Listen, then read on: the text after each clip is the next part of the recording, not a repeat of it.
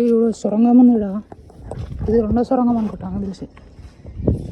ఇది కోట, ఇది సొరంగం ఉంది. చూపెడతా, సొరంగంలో దూరుతా, ఎండ్ల పడితే దూరుతా. ఇది ఇక్కడ ఎంతనే ఉంది.